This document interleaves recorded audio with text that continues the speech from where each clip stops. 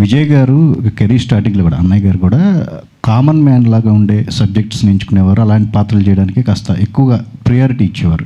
ఇప్పుడు ఆయన big ticket మూవీస్కి వెళ్ళిపోయారు. సో ఆ లోటుని మీ వైపు నుంచి తీర్చాలి అని చెప్పేసి, అంటే మీకు అలాంటి ఇంట్రెస్ట్ ఉందా?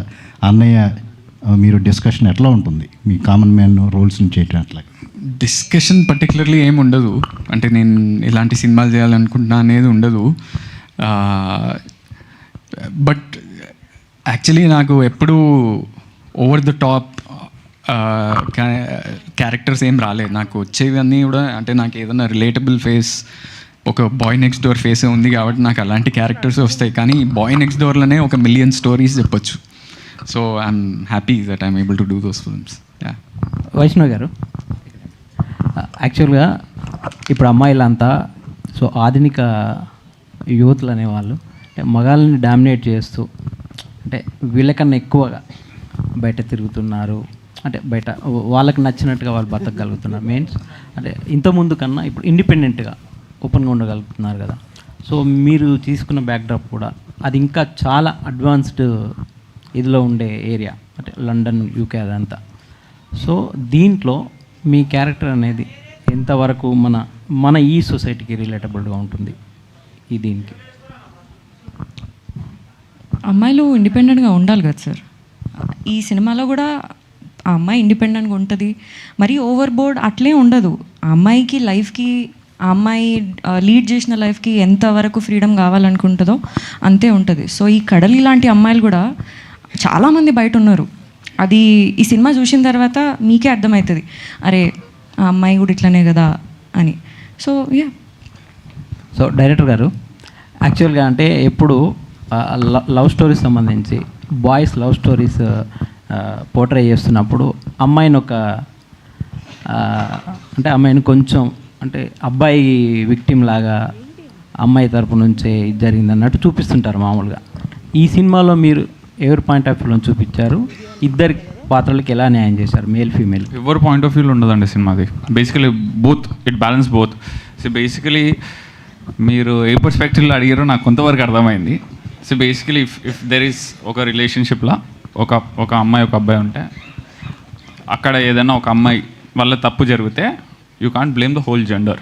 ఓకే, వన్ పర్టికులర్ సిచ్యువేషన్లో ఒక అమ్మాయి చేసింది, ఒక అబ్బాయికి ఒక అమ్మాయి మధ్యలో ఒక అబ్బాయి తప్పు చేస్తే that particular boy or a man made a mistake. It's not, you can't just put it to a gender. Got it? So ఇక్కడ I'm not taking any side. It's very clear. And ఇప్పుడు బాగా famous కదా red forest, green forest, red flag, green flag. వీళ్ళిద్దరూ green ఫారెస్ట్లు సినిమాలో. వీళ్ళిద్దరు సైడ్కి వెళ్ళి మీరు ఇట్లా మచ్చబెట్టడానికి ఏమి ఉండదు.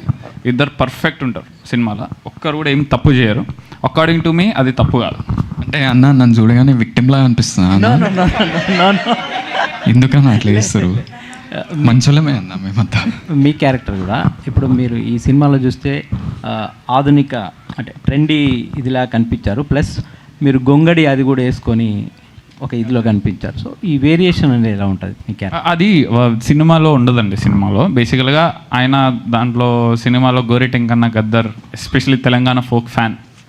సో దాన్ని చెప్పడానికి సినిమాలో మేము ఒక అనౌన్స్మెంట్ వీడియో చేసినాం.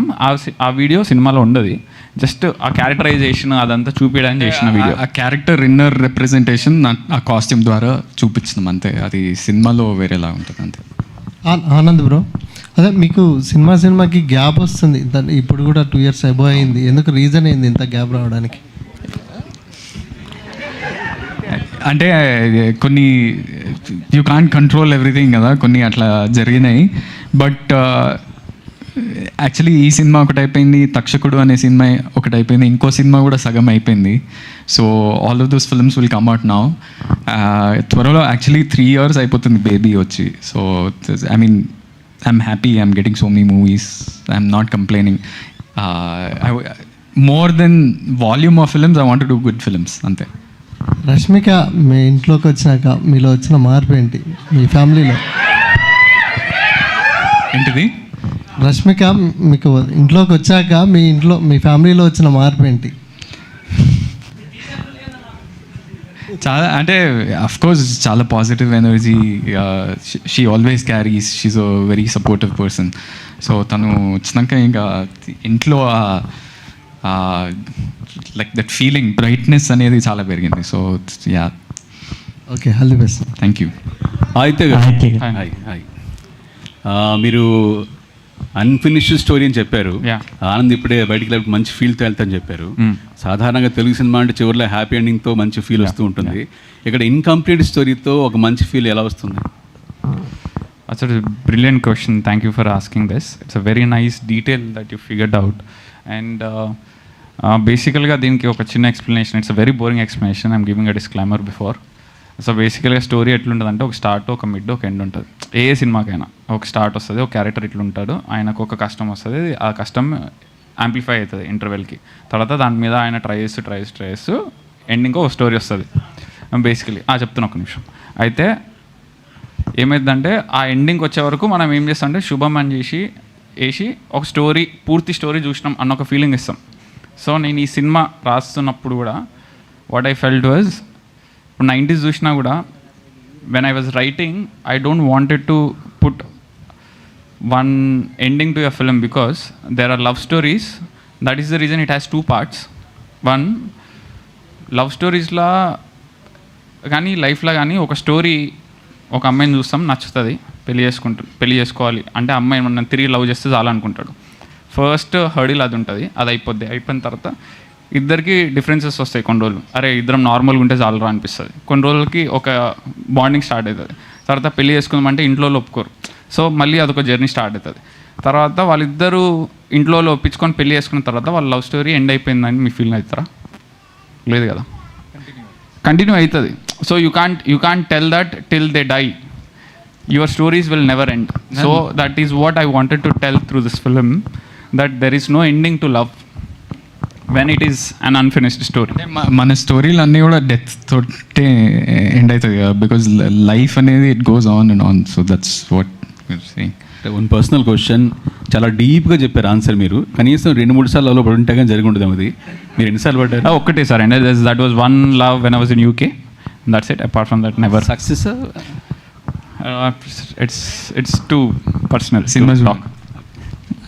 ఆదిత్య గారు, ఇక్కడ లండన్ పోతా ఎక్సైజ్ చేస్తా అనే విధంగా ఇంపాక్ట్ క్రియేట్ చేసేలా ఉంది టీజర్. రేపొద్దున యూత్ అంతా అదే చెప్పేలాగా. అయితే నా క్వశ్చన్ ఏంటంటే, యాక్చువల్గా టీజర్లో ఆదిత్య పేరెంట్స్ని చూపించారు. అయితే ఎంత పార్ట్ షూటింగ్ లండన్లో ఉంటుంది, ఎంత పార్ట్ అక్కడ ఇండియాలో ఉంటుంది? అంటే అది మెజారిటీ ఆఫ్ సినిమా లండన్లోనే ఉంటుంది. అంటే we short for 45 days in London. So చాలా మటుకు సినిమా లండన్లోనే ఉంటుంది. అంటే 90% సినిమా లండన్లోనే ఉంటుంది. ఆదిత్య పేరెంట్స్ లండన్ రావడం అది ఇంకా నేను రాయలేదండి. All the best. Thank you అండి. ఆనంద్ గారు, సో బేసిక్గా బేబీ మూవీలో సెకండ్ హీరో కొంచెం లాస్ట్లో విలన్ క్యారెక్టరైజేషన్ ఇట్లా చూపించారు. అంటే సినిమాలో విలన్ లేరండి. లవ్ ఫెయిల్యూర్ అవ్వడానికి వన్ ఆఫ్ ద రీజన్ అట్లా అని చెప్పి చూపించారు కదా బేబీ మూవీలో. సో ఈ మూవీలో మీకు ఎవరైనా ఆ టైప్ ఆఫ్ క్యారెక్టరైజేషన్స్ ఏదన్నా ఉంటాయా? వన్ థింగ్, బేబీ సినిమాలో కూడా ఎవ్వరు విలన్ కాదు. నేను విలనే, తను విలనే, విరాజ్ కూడా విలనే. మేము మా లైఫ్ని డిస్ట్రాయ్ చేసుకున్నాం డెసిషన్ మేకింగ్ వల్ల. ఈ సినిమా అలాంటి క్యారెక్టర్ ఏం లేదు. ఇది just personal love story between 2 people. వాళ్ళు ఎలాంటి